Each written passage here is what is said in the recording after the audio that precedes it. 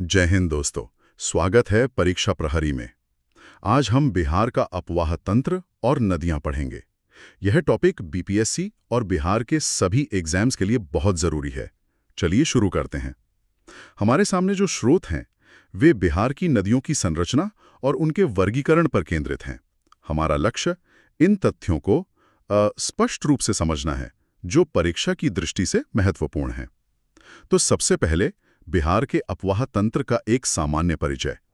स्रोतों के अनुसार बिहार अपवाह तंत्र की दृष्टि से एक समृद्ध राज्य है। जी।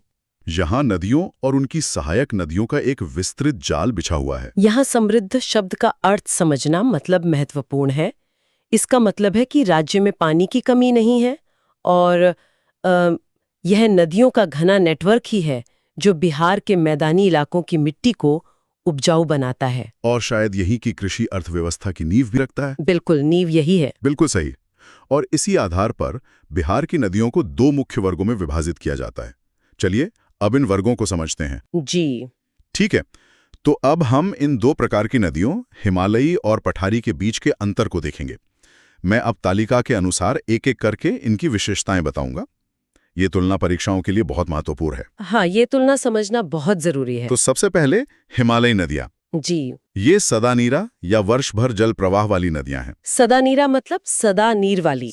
जबकि पठारी नदियां ये वर्षा आधारित नदियां हैं। हाँ, पूरी तरह से मॉनसून पर निर्भर। दूसरा अंतर, हिमालयी नदियां उत्तर से दक्षिण की ओर प्रवाहित होती हैं और पठारी नदियां ठीक इसके विपरीत दक्षिण से उत्तर की ओर प्रवाहित होती हैं। मतलब एक दूसरे की तरफ आती हैं ये। हाँ बिल्कुल।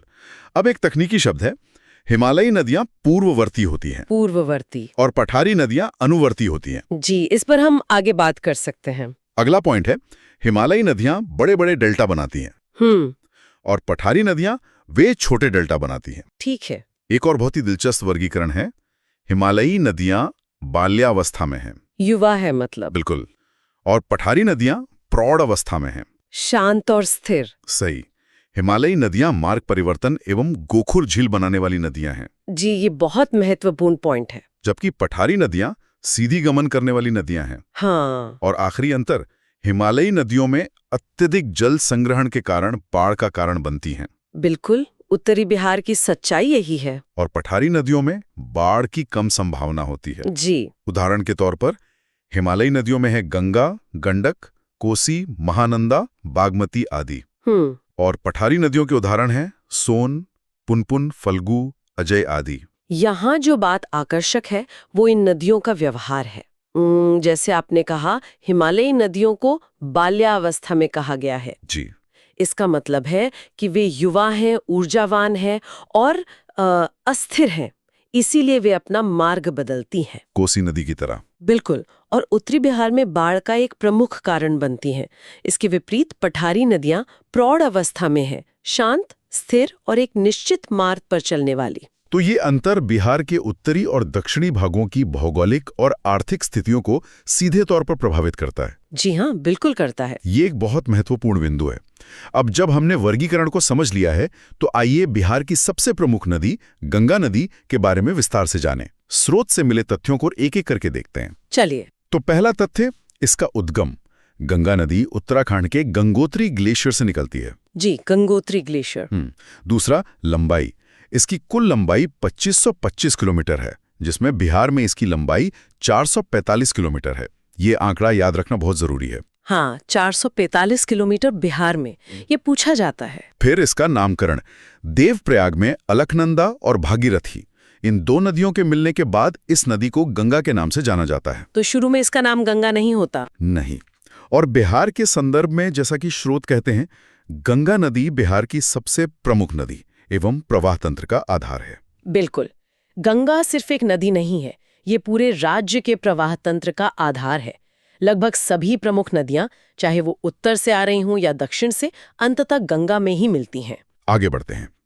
बिहार में प्रवेश और निकास, ये बहुत पूछा जाता है। जी। गंगा नदी बिहार में बक्सर जिले में चौसा के समीप प्रवेश करती है और कटिहार एवं भागलपुर से सीमा बनाती हुई बिहार से बाहर पश्चिम बंगाल में चली जाती है। तो प्रवेश बक्सर में और निकास कटिहार भागलपुर के पास। जी। और इस दौरान गंगा नदी बिहार के 12 जिलों से गुजरती है। 12 जिले? और एक और महत्वपूर्ण तथ्य, बिहार में गंगा नदी की सर्वाधिक लंबाई पटना जिले में है। यह ध्यान रखना दिलचस्प है कि जिन 12 जिलों से गंगा गुजरती हैं, वे बिहार के सबसे महत्वपूर्ण प्रशासनिक और आर्थिक केंद्र हैं। सही। और पटना में इसकी सबसे अधिक लंबाई होना राजधानी के रणनीतिक महत्व को भी दर्शाता है। और अंत में इसकी सहायक नदियां और अंतिम पड़ाव। सहायक नदियां हैं घाघरा, गंडक, बूढ़ी गंडक, कोशी, सोन, पुनपुन आदि। ये नदियां बिहार में गंगा से मिलती हैं। जी। जबकि महानंदा और अजय ये बिहार से बाहर गंगा में मिलती हैं। अच्छा, तो ये एक बारीक अंतर है। जी। और बांग्लादेश में इसे क्या कहा जाता है? बांग्लादेश में इसे पद्मा नदी कहा जाता है। बिल्कुल, बांग्लादेश में इसे पद्मा नदी कहा जाता है और ये अंततः बंगाल की खाड़ी में गिरती है। अपना सफर पूरा करती है उत्तर बिहार की सबसे पश्चिमी नदी से, घाघरा। घाघरा नदी का सफर तिब्बत में मानसरोवर के पास से शुरू होता है। मानसरोवर से? हाँ, वहां से ये नेपाल होते हुए बिहार के सिवान जिले में दाखिल होती है और आखिरकार सारण में गंगा से मिल जाती है। और एक दिलचस्प बात यह भी है कि ये उत्तर प्रदेश और बिहार के बीच एक सीमा भी बनाती है। जी, एक प्राकृतिक सीमा। और इसके नामों को लेकर भी अक्सर सवाल पूछे जाते हैं।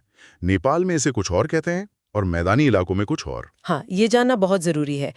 नेपाल में इसका नाम है करनाली। करनाली। जी। और जब ये मैदानी इलाकों में आती है तो इसे सरयू के नाम से जाना जाता है। रामायण में जिस सरयू नदी का जिक्र है वो यही है। अच्छा। और इसकी सहायक नदियां जैसे राप्ती, सारदा और छोटी गंडक भी काफी अहम हैं। ये नाम अक्सर मैच द कॉलम वाले सवालों में आ जाते हैं।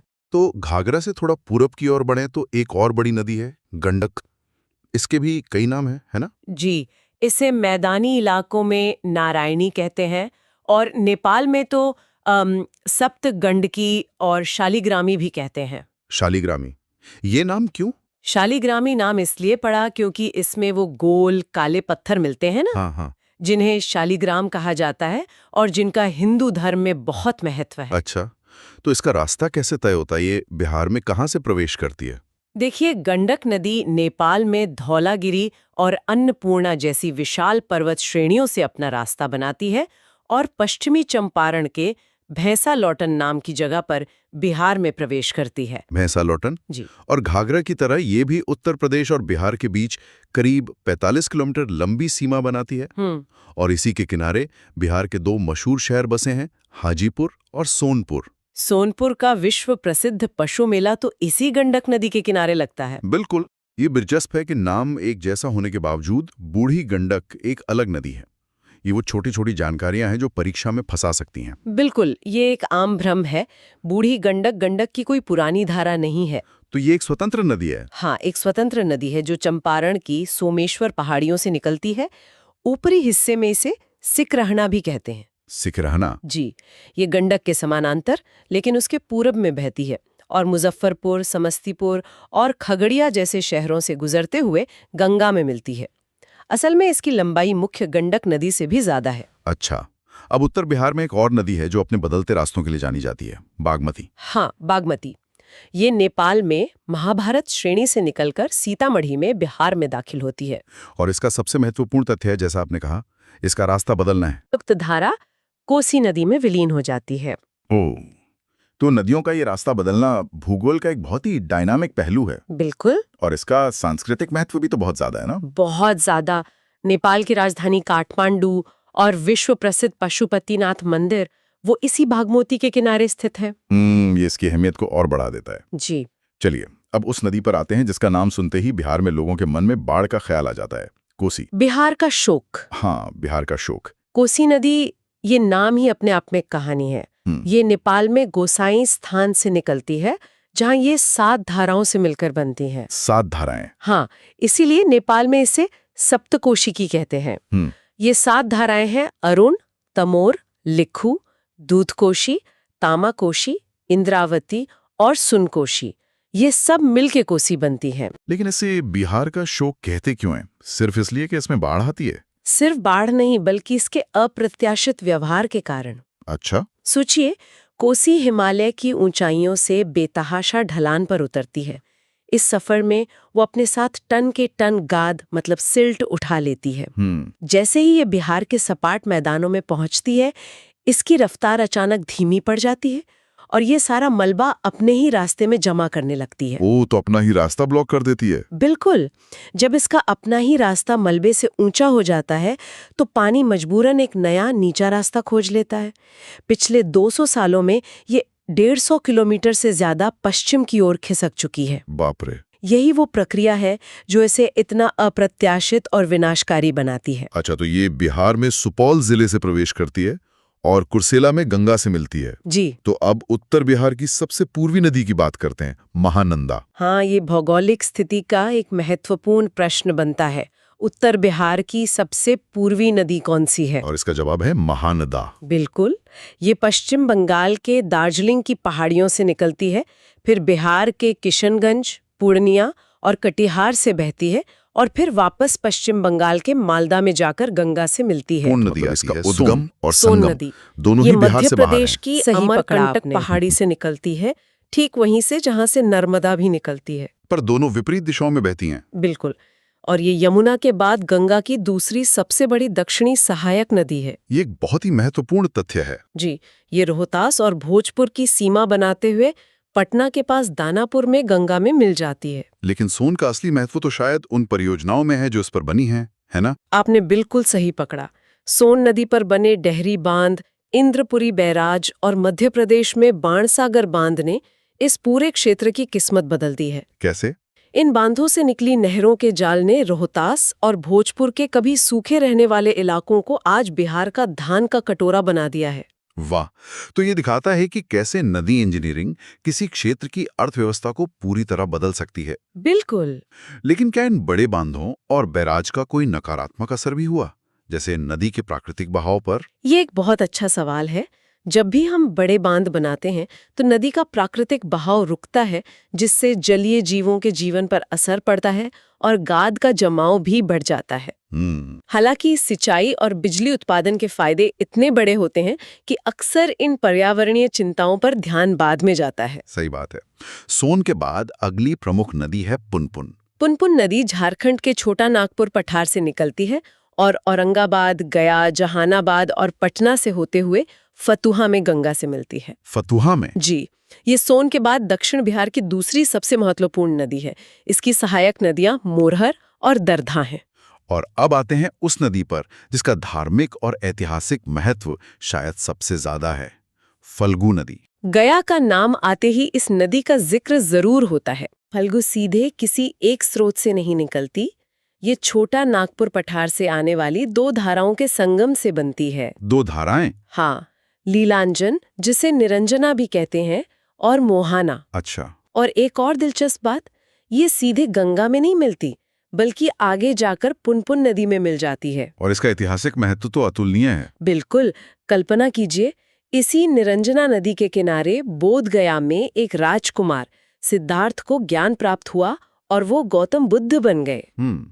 गया का प्रसिद्ध विष्णुपद मंदिर भी इसी के तट पर है और हर साल पितृपक्ष के दौरान लाखों लोग पिंडदान के लिए यहीं आते हैं। लेकिन इसमें तो ज्यादातर समय पानी नहीं रहता। हाँ, इसीलिए हाल ही में इस पर भारत का सबसे बड़ा रबर डैम गयाजी डैम बनाया गया है, ताकि तीर्थयात्रियों के लिए इसमें हमेशा पानी उपलब्ध रहे। तो सोन और फल्गु के अलावा दक्षिण में छोटी नदियों का भी एक पूरा तंत्र है, जैसे अजय, क्यूल और सकरी। ये सब कहाँ से आती हैं? ये सभी नदियां भी छोटा नागपुर पठार की ही देन है। अजय जमुई से निकलकर पश्चिम बंगाल चली जाती है, क्यूल हजारीबाग से निकलकर लखीसराय के पास गंगा में मिलती है, और सकरी भी छोटा नागपुर पठार से ही निकलती है। ये भले ही सोन जितनी बड़ी ना हो, लेकिन ये दिखाती हैं कि दक्षिण बिहार का पूरा नदी तंत्र किस तरह झारखंड के पठारी इलाके से जुड़ा हुआ है। तो हमने बिहार के इस पूरे नदी तंत्र को उत्तर से दक्षिण तक समझ लिया है। अगर किसी को परीक्षा के लिए इस सारी जानकारी को एक साथ याद रखना हो तो नदियों को उनके किनारे बसे शहरों से जोड़ना एक अच्छा तरीका हो सकता है। हाँ, ये एक बेहतरीन रिवीजन तकनीक है। चलिए क्विक रिकैप करते हैं। ठीक है। गंगा के किनारे तो राजधानी पटना और बक्सर, मुंगेर, भागलपुर जैसे ऐतिहासिक शहर हैं ही। हाँ। गंडक के किनारे, जैसा हमने बात की, हाजीपुर और सोनपुर हैं। बूढ़ी गंडक पर मुजफ्फरपुर और समस्तीपुर जैसे शहर बसे हैं। सही। फल्गु का मतलब है गया, ये तो अब तक याद हो ही गया होगा। बिल्कुल। और घाघरा के किनारे छपरा शहर है। ये लिस्ट दिमाग में बिठा लेना बहुत जरूरी है। तो आज हमने बिहार की जीवन रेखाओं के इस जटिल जाल को परत दर परत खोला। कोसी के विनाशकारी रूप से लेकर फल्गु की पवित्र धारा तक हर नदी की अपनी एक पहचान है, अपना एक चरित्र है। बिल्कुल। और सबसे बड़ा टेक अवे यही है कि बिहार का भूगोल, उसकी कृषि, उसकी अर्थव्यवस्था और यहाँ तक कि उसकी परेशानियां भी इन दो तरह की नदियों से तय होती हैं। उत्तर की हिमालयी सदानीरा नदियां और दक्षिण की पठारी मौसमी नदियां। एकदम सही। एक तरफ बाढ़ और उपजाऊ मिट्टी है, तो दूसरी तरफ सिंचाई पर निर्भरता। यही बिहार की असली कहानी है। जाते जाते श्रोताओं के लिए एक विचार छोड़ जाते हैं। हमने इन नदियों के वर्तमान स्वरूप पर चर्चा की, लेकिन भविष्य में जलवायु परिवर्तन, ग्लेशियरों का तेजी से पिघलना और नदियों को जोड़ने जैसी महत्वाकांक्षी परियोजनाएं बिहार के इस पूरे भौगोलिक नक्शे को कैसे बदल सकती हैं? बहुत ही प्रासंगिक सवाल है। क्या भविष्य में बिहार के लिए कोई नया शोक या कोई नया वरदान उभर सकता है?